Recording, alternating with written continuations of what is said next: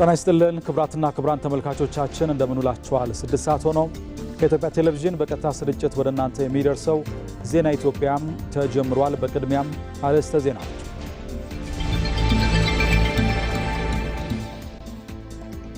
በአዋሽ ወንዝ ተፋሰስ በመስኖ እየለማ ያለው የሱፍ ምርት ለኢትዮጵያ የግብርና ሽግግርና ለተሻገረ ገጠር ራዕይ ስኬት ተደማሪ ሀብት መሆኑን ምክትል ጠቅላይ ሚኒስትር ተመስገን ጥሩነህ አስታወቁ።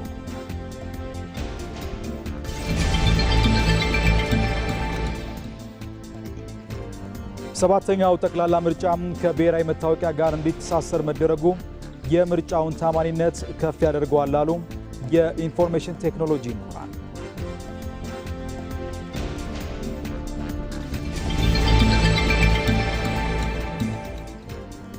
ኢትዮጵያም የጀመረችው የቴክኖሎጂ ጉዞ በተለያዩ መስኮች ተጠናክሮ መቀጠሉን የሚያሳዩ ስራዎች በየጊዜው እየታዩ ናቸው።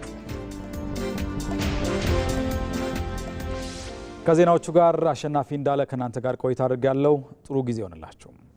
በአዋሽ ወንዝ ተፋሰስ በመስኖ እየለማ ያለው የሱፍ ምርት ለኢትዮጵያ የግብርና ሽግግርና ለተሻገረ ገጠር ራዕይ ስኬት ተደማሪ ሀብት መሆኑን ምክትል ጠቅላይ ሚኒስትር ተመስገን ጥሩነህ ተናገሩ። ምክትል ጠቅላይ ሚኒስትሩ ይህን ያሉት በአፋር ክልል ዱብቲ ወረዳ ተገኝተው በመስኖ እየለማ ያለውን የሱፍ ምርት በጎበኙበት ወቅት ነው።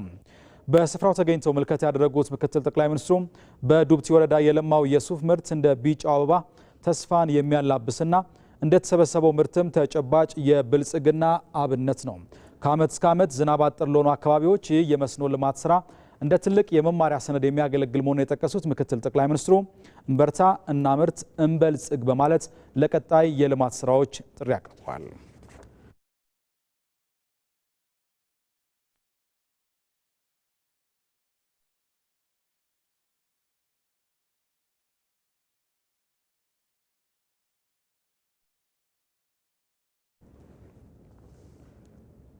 ኢትዮጵያም የጀመረችው የቴክኖሎጂ ጉዞ በተለያዩ መስኮች ተጠናክሮ መቀጠሉን የሚያሳዩ ስራዎች በየጊዜው እየታዩ ናቸው።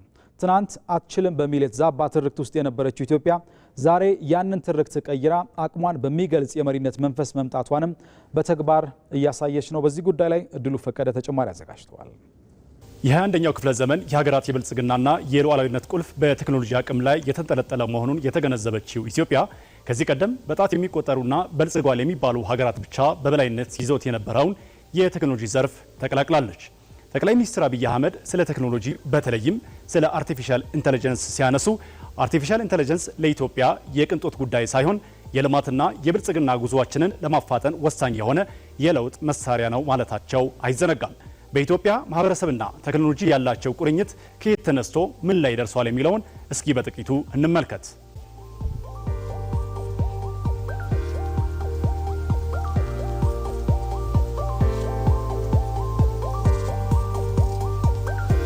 ትናንት አትችልም በሚል የተዛባ ትርክት ውስጥ የነበረችው ኢትዮጵያ ዛሬ ያንን ትርክት ቀይራ አቅም አለኝ ወደሚል የመሪነት መንፈስ መምጣቷንም በተግባር እያሳየች ትገኛለች። ኢትዮጵያ የጀመረችው ይህ የቴክኖሎጂ ጉዞ በአርቲፊሻል ኢንተለጀንስ፣ በሳተላይት ልማትና በድሮን ቴክኖሎጂዎች እንዲሁም በተለያዩ መስኮች ተጠናክሮ መቀጠሉን የሚያሳዩ ስራዎች በየጊዜው እየታዩ ናቸው። በተለይ የኒውክሌር ኃይልን ሰላማዊ አገልግሎት ለማዋል የተጀመረው ግዙፍ እንቅስቃሴ የበርካቶችን ትኩረት ስቧል። እንደ ሀገር ይህን አጠናክሮ ለማስቀጠል ከቴክኖሎጂ ጋር ተጣብቆ የሚኖር ትውልድ ሳይሆን ቴክኖሎጂውን አውቆና ተረድቶ ሀገርን የሚጠቅም ዜጋ ማፍራት ያስፈልጋል። ከቴክኖሎጂና ተጣብቆ የሚኖር ሳይሆን ቴክኖሎጂን የሚዋጅ ትውልድ ነውና የሚሰራው ነውና ይሄ የኢትዮጵያ ምህዳሯ እየሰፋ ነው ያለው። ባይሆን ማድረግ ያለብን ምንድነው? የነቃ ትውልድ፣ የበቃ ትውልድ፣ ይሄ በጣም ይሄ ዋይዝ የምንለው በተለይ ደግሞ ይሄ ብልህ የዲጂታል ዓለም ዜጋ እንዲሆን ነው የምናደርገው። የኢትዮጵያን የወደፊት በተለይ የ2030 በቃ የኢትዮጵያ ልዕልና ሊያረጋግጥላት የሚችል በቴክኖሎጂ ስንል ብዙ ነው። በነገራችን ላይ በኢንዱስትሪ ላይ ቴክኖሎጂ ኢንዱስትሪው በእርሻው ላይ፣ በትምህርት ላይ፣ በትራንስፖርት ላይ፣ በስማርት ከተማ ላይ በምንለው ብዙ ነው የሚረጋገጠውና እሱን የሚዋጅ ትውልድ ነው ያላት ኢትዮጵያና ኢትዮጵያ እየሰራች ነው፣ ስራ ላይ ነች ነው የምለው። የኢትዮጵያ አርቲፊሻል ኢንተለጀንስ ኢንስቲትዩት በ2013 ዓ.ም በጠቅላይ ሚኒስትር አብይ አህመድ ሀሳብ አመንጪነት ከተመሰረተ በኋላ የዲጂታል ኢትዮጵያን እውን ለማድረግ በርካታ ስራዎችን ሲያከናውን ቆይቷል። ኢንስቲትዩቱ የነገውን ዓለም የቴክኖሎጂ ምጥቀት የመወዳደሪያ ልኬት መስፈሪያዎች አንዱ በሆነው የኤአይ ዘርፍ ላይ ኢትዮጵያ ከኋላ ተከታይ እንዳትሆንም አድርጓታል። ቴክኖሎጂው ለግብርናው ዘርፍ በትንሽ መነሻ ብዙ ውጤታማ የሆኑ ተግባራትን ለማከናወን በትምህርት የሰው ኃይልን ለማሰልጠን እና ወጣቶች ላይ በትኩረት ለመስራትም እያገዘ ይገኛል። ኢትዮጵያ ሌሎች ሀገራት ጭምር የማይደፍሯቸውን ቴክኖሎጂዎች በመሞከር በዘርፉ የመስፈንጠር ስራ እየሰራች ሲሆን ኢትዮጵያን የሚረከቡ ትውልድ ዘርፉን በመቀላቀል ተስፋ የተጣለበትን ስራ በመስራት ላይ ናቸው። ኢትዮጵያ አሁን ብዙ ሳይበር ሴኩሪቲ የሚማሩ ሰዎች እየመጡ ነው። እናም ሀገሪቷን ለመለወጥ እየጣሩ ነው እና እኔም ከነሱ ጎን ሆኜ ሀገሬን ለመርዳትና በሀገሬ የሀገሬን ስም እንደማስጠራ እርግጠኛ ነኝ። በእድሜ የገፉ ሰዎችንም ከቴክኖሎጂው ጋር በማናበብ ሳይገለሉ በቴክኖሎጂ በመታገዝ እንደ አዲስ ለሀገራቸው አስተዋጽኦ ማበርከት የሚችሉበት አሰራር እየተፈጠረላቸውም ጭምር ነው። በተለይም በሕክምናው ዘርፍ ቴሌ ሕክምና የተሰኘው አሰራር በገጠሪቷ ኢትዮጵያ ለሚገኘው ማህበረሰብ በኦንላይን ሐኪምና ታካሚ በመገናኘት ሕክምና ማድረግ የሚያስችል አሰራር መፈጠሩ ጥቅሙ የጎላ ነው። በመሆኑም ኢትዮጵያ ለቴክኖሎጂ ዘርፍ ልዩ ትኩረት በመስጠት ባለፉት 5 ዓመታት ተቋማትን ከመገንባት ጀምሮ ሰፊ ስራዎችን እየሰራች ስትሆን ተጨባጭ ተሞክሮና የአሸናፊነት ተምሳሌት የተላበሱ ትውልድ እየተበራከቱ ነው።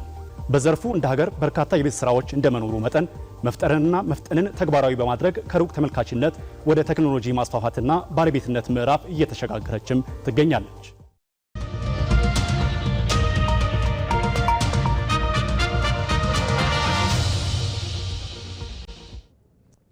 ሰባተኛው ጠቅላላ ምርጫ ከብሔራዊ መታወቂያ ጋር እንዲተሳሰር መደረጉ የድምፅ ማጭበርበርን በማስቀረት የምርጫውን ታማኒነት ከፍ ያደርገዋል አሉ የኢንፎርሜሽን ቴክኖሎጂ ምሁራን።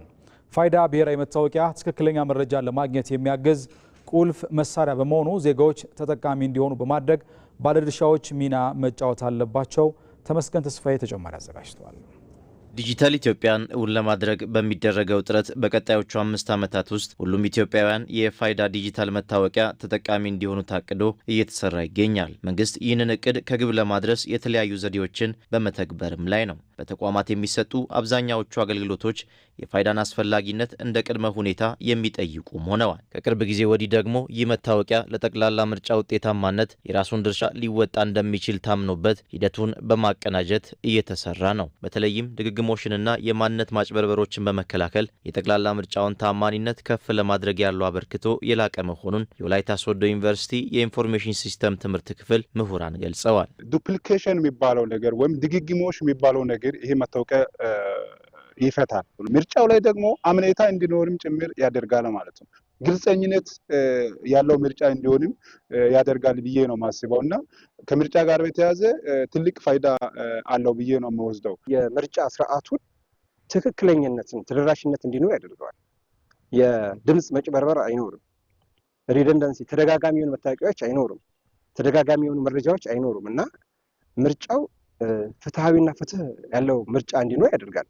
ያ አድቫንቴጁ ደግሞ ማህበረሰቡ ግልጽ የሆነ ምንም አይነት ከቅሬታ ነፃ የሆነ ትችት የሌለበት ምርጫ እንዲካሄድ ይረዳዋል። ኢትዮጵያ በ2030 ዲጂታል ኢትዮጵያን እውን ለማድረግ በምታደርገው ጥረት ውስጥ ፋይዳ ዲጂታል መታወቂያ ቁልፍ ሚና እንደሚጫወት የሚናገሩት ምሁራኑ መታወቂያው እንደ ቅድመ ሁኔታ የሚጠየቅበት አሰራር እየጎለበተ እንደሚሄድ በመገንዘብ ሁሉም ዜጋ በእጁ ማስገባት እንዳለበትም ይመክራሉ። እያንዳንዱ ሰው ይጠቅመኛል ብሎ ግዴታዬ ነው መብቴ ነው ብሎ መያዝ እንዳለበት ይሰማኛል። ስለዚህ ህብረተሰቡ ነቃ ብሎ ተሳታፊ በመሆን መንግስት ብቻ አይደለም እያንዳንዱ ተደራሽ አካላትም ሰፖርት በማድረግ ማህበረሰቦች እያንዳንዱ ግለሰብ የፋይዳ መታወቂያ እንዲይዝ ቢደረግ የተሻለ ነው ብዬ አስባለሁ። ፋይዳ ዲጂታል መታወቂያ ከዚህ በፊት ሰነድ ያልነበረው ዜጋ በቀላሉ የሰነድ ባለቤት እንዲሆን በማድረግ አመኔታን የሚያጎለብት በመሆኑ ከዘመኑ ጋር አብሮ ለመሄድ ከቴክኖሎጂ መልካም ጎን የሚገኘውን ጥቅም በሚገባ ለማጣጣም መሽቀዳደም እንደሚያስፈልግም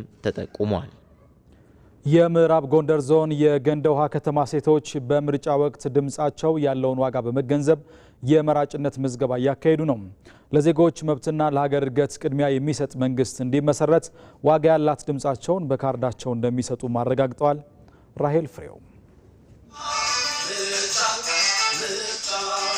ምርጫ ዜጎች በሀገራቸው ጉዳይ ላይ ባለቤትነታቸው የሚረጋገጥበት ዴሞክራሲያዊ ስርዓት ነው። ዜጎች ወደ ምርጫ ጣቢያ በመሄድ የሚሰጡት ድምጽ የሀገራቸው ሉዓላዊ ስልጣን ባለቤትነታቸው የሚረጋገጥበትም ጭምር ነው። በምዕራብ ጎንደር ዞን የገንደ ውሃ ከተማ ነዋሪዎች በምርጫ ወቅት አንድ ድምጽ ያላትን ዋጋ እንረዳለን ይላሉ። ለዚህም በድምጻቸው ለሚመሰርቱት መንግስት የስልጣን ምንጭ የሚያደርጋቸውን የመራጭነት ካርዳቸውን እያወጡ ነው። ይመራናል፣ ያስተዳድረናል የሚለው መንግስት ለመምረጥ ካርድ እየወሰድኩ ነው። ምርጫ ቦርዱ አሰጣጡ ጥሩ ነው። በየቀጠናችን ራሱ የምርጫ ቦርድ ካርድ መውሰጃ ራሱ ተዘጋጅቷል ቦታ ህዝቡ እንዳይንገላታ የተደረገው ነገር ጥሩ ነው። ይመራናል የምንለውን በነጻነት እንድንመርጥ ካርድ ወስድ መጥቻለሁ። የ5 ዓመቱን ምርጫችን አሁን የምንጠቀምት መብታችን አሁን ስለሆነ የምንፈልገውን ነገር ለሀገር ይጠቅማል፣ ለህዝብ ይመራል፣ ሀገር ያስከብራል፣ ሰፋ ያለ እድገት ያመጣል የሚለውን ሚዛናዊ ያድርገን እኛ ከራሳችን ጋር በነጻነት ልንመርጥ መተናል ካርድ ልወስድ። ምርጫ ዜጎች የአካባቢያቸውንና የሀገራቸውን መሪ ፓርቲና ግለሰብ በቀጥታ የሚወስኑበት ሰላማዊና ዴሞክራሲያዊ ስርዓት በመሆኑ ለዜጎች ደህንነትና ለሀገር እድገት ቅድሚያ የሚሰጠው እንዲመረጥ ድምጻችንን እንሰጣለን ይላሉ። መንግስት ለመምረጥ ራሳችን በልባችን አስበን ምርጫ ካርድን የምናወጣበት ቀን ነው የመጣው። እንደ ሀገርም እንደ ክልልም በጣም በጥሩ ሁኔታ አካባቢያችን ለማስመረጥ ይመራናል፣ ያስተዳድረናል፣ ልጆቻችን ያስተምራል የሚለው መንግስት ለመምረጥ ዝግጁ ሆኜ ወደ ቀበሌ 1 መጥቻለሁ። ማህበረሰቡ በተቀመጠበት ሳጥን ግድ ቅስቀሳ ሳይፈልግ ይሆነኛል የሚለው መንግስት በጥሩ በፍቷን መገፋፋት በሌለው ወጥቶ እንዲመርጥ መልእክት አስተላልፋለሁ። ዜጎች የሀገራቸውን ዕጣ ፈንታ የሚወስነውን እድል መጠቀም የሚችሉት የምርጫ ካርዳቸውን ሲይዙ ነው የሚሉት የገንደ ውሃ ከተማ ነዋሪዎች እድሜው 18 ዓመትና በላይ የሆነ ሁሉ የዜግነት ኃላፊነቱን ሊወጣ እንደሚገባም ያሳስባሉ።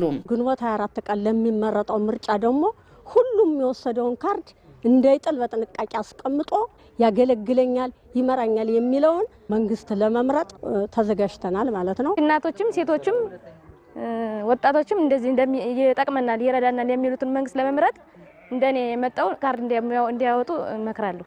እንዲሁም ለምርጫ የተዘጋጀው ቦርድ በየቦታው በየአካባቢው በየቀጠናው ስለሆነ ለእናቶች፣ ለደካሞች፣ ለወጣቶች፣ ለሽማግሌዎች እንዲመች ሆኖ የተዘጋጀ ቦርድ ስለሆነ በየቦታው በየአካባቢያችሁ በየቀጠናችሁ የወጣችሁ የካርድ ወረቀት እንድትወስዱ እመክራለሁ። የ7ኛው ጠቅላላ ምርጫ የመራጮች ምዝገባ በአማራ ክልል በሁሉም የምርጫ ጣቢያዎች እየተከናወነ ነው። የኢትዮጵያ ብሔራዊ ምርጫ ቦርድና የመገናኛ ብዙሃን ባለስልጣን ለ47 የፖለቲካ ፓርቲዎችና ለግል እጩዎች የሚውል የነፃ አየር ሰዓትና የጋዜጣ አምድ ድልድልን ይፋ አድርገዋል።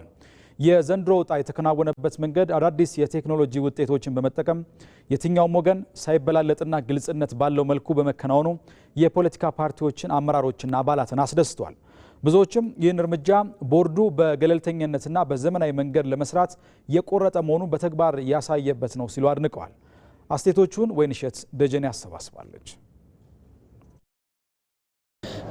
በቅድሚያ እጅግ በጣም እንደ ሀገር ደስ ብሎኛል። ኢትዮጵያ ለዚህ ቴክኖሎጂ በመብቃቷ እንደ አንድ ሀገር ዜጋ እጅግ በጣም ደስ ብሎኛል። ይህ ፍትሐዊነትን፣ ግልጽነትን ማንም እንዲሁ አይቶ መረዳት የሚችለው ነገር ነው። ስለዚህ ለዚህ በመብቃታችን ደስተኛ ነን። አወጣጥ ስነ ስርዓቱ ከዚህ በፊት እንግዲህ ከተለመደው ውጪ ነው። በዲጂታል ነው የተደረገው። ሁሉም ፓርቲ አመራሮች የተገኙበት በቴክኖሎጂ በታገዘ ነው የወጣውና ጥሩ ከአድሎም ነፃ የሆነ አደላደል ነው የተደረገው። እዚህኛው የዕጣ አወጣጥ ስነ ስርዓት ብቻ ሳይሆን የእጩዎች ምዝገባም የተደረገው በዲጂታል ነው። የመራጮችም በተወሰነ ደረጃ እንደዚሁ አይነት የተጀመረ ነገር አለ። አሁንም የዚህ አየር ሰዓት ነፃ የአየር ሰዓት ድልድሉ በእንደዚህ አይነት መከናወኑ በሀገራችን አንድ ምርጫው ሰላማዊ፣ ዲሞክራሲያዊ እና ተአማኒነት ያለው እንዲሆን ከማድረግ አንጻር ምርጫ ቦርዱም ይሁን እንደ ሀገር አንድ እርምጃ ወደፊት እየሄድን ነው ያው እንግዲህ በዚህ በቴክኖሎጂ የታገዘ መሆኑና የፓርቲ አመራሮች ኦር ተወካዮች ባሉበት መደረጉ ያው ፍትሃዊነትን የሚያሳይ ነው። እንግዲህ ያው 5 አይነት ሪኳየርመንቶች እንደተቀመጡ ነው የሰማሁት። ያው የአየር ሰዓት ሲሰጥ የነበረው በሴቶች፣ በአካል ጉዳተኞች፣ ፓርቲዎች ባቀረቡት እጩ ልክ እንደተሰላን የተነገረን። ይህም ከሆነ ፌር ነው ብዬ አስባለሁ። የአየር ሰዓት የግድ በሰዓቱ መጠቀም መቻል አለብን። ምክንያቱም ብዙ ጊዜ የአየር ሰዓቶች ይባክናሉ ከፖለቲካ ፓርቲዎች ከኛም ጭምር። ማለት ዛሬ ተነጋግረን ነገ አቅርቡ ይልሃል፣ ሳትዘጋጅ ትቆያለህ። ብዙ ጊዜ እንደሱ አይነት እንትኖች ስለነበሩ አሁን ተዘጋጅተናል። እኛ ነገ እንኳ ቢደርሰን ኦልሬዲ እሱም በእንትን በቴክኖሎጂ ስለሆነ የምንሰጣቸው ፍላሽ ነው፣ በፍላሽ እንሰጣቸዋለን። ያው ድምጻችን ይሰማል ማለት ነው። ይሄ እጅግ በጣም ፍትሃዊና አካታች የሆነ እጣ ወጣት ስርዓት ነው። ከኛ ይሄን የተሰጠውን አየር ሰዓት በአግባቡ መጠቀም መቻል አለብን። ለዚሁም እንደ ፓርቲ ብቁ ዝግጅት አድርገናል። የባለሙያዎች ምደባ አከናውነናል። ከተሰጠን ጊዜ ጀምረንም በደረሱን ሚዲያዎች ሁሉ እየቀረብን በአግባቡ ይህንን አየር ሰዓት እንጠቀማለን። ይሄ የተሰጠውን ነፃ አየር በአግባቡ መጠቀም ነው። አንደኛ የማኒፌስቶችን በዲሲፕሊን በተሞላበት መልኩ ለህዝቦች ለሚመርጠን ህዝብ አድሬስ ማድረግ ነው። የሰዓታችንም ደግሞ እንደዚሁ የተለያዩ ነገሮችን ከማስገባት ይልቅ የታለመለትን አላማ ፕሮግራማችን ለማስተዋወቅ ነው። ፕሮግራሙን ማስተዋወቅ በትክክል ለህዝባችን አድሬስ የሚሆንበትን ዲሲፕሊን በተሞላበት መልኩ ማድረግ ነው ማለት ነው።